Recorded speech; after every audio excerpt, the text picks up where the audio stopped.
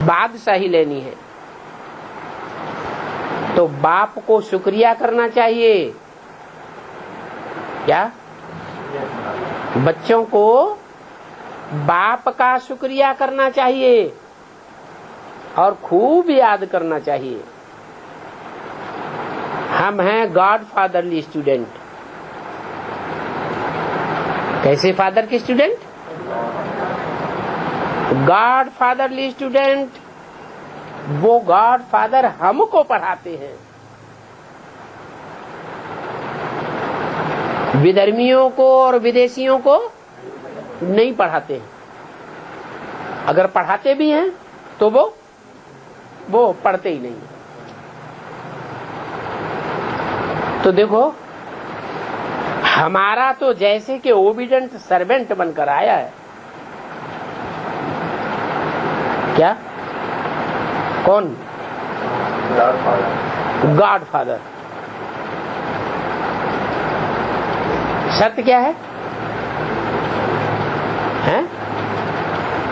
क्या शर्त है?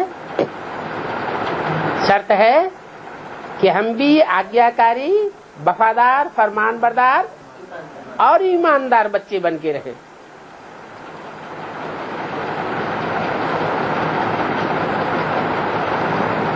सर्विस करते हैं ना,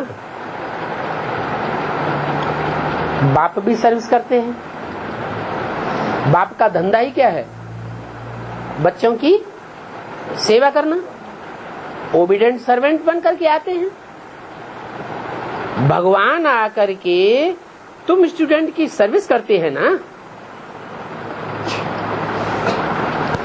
कहते हैं ऐसे बाप को अथवा टीचर को याद करो। टीचर को याद किया वो भी जैसे कि बाप को याद किया। इस याद से विकर्म विनाश होंगे। किस याद से? स्टूडेंट टीचर से पढ़ता है, टीचर पढ़ाता है, स्टूडेंट को पढ़ाई और टीचर याद आता है ना। अब पढ़ाने वाला तो बाप ही है, वो ही टीचर बन करके पढ़ाता है, तो बाप की भी याद समाई हुई है ना।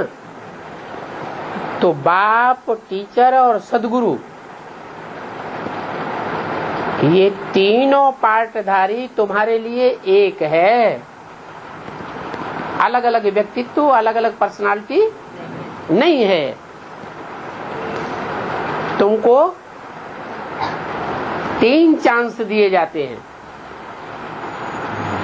क्या? बाप के रूप में याद करो, टीचर के रूप में याद करो और सदगुरु के रूप में याद करो।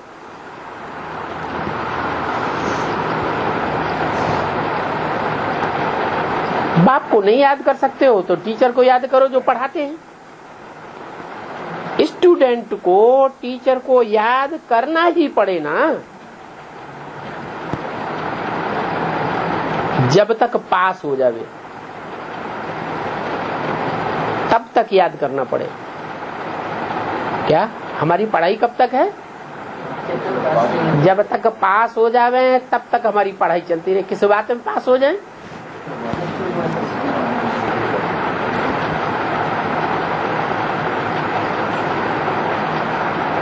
कब तक पढ़ाई पढ़ते रहेंगे?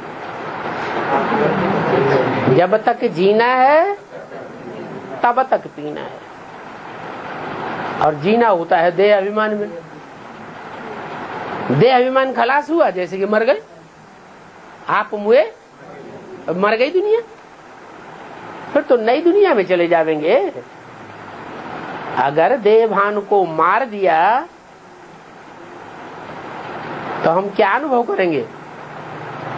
हमारे संसर्ग में, संपर्क में, संबंध में आने वाली आत्माएं हमारे लिए दुखदाई अनुभव होंगी या सुखदाई अनुभव होंगी? फिर तो सुख ही सुख है। अगर हम मर जाएं। इसलिए भक्ति मार्ग में कहते हैं बिना मरे स्वर्ग नहीं मिलता।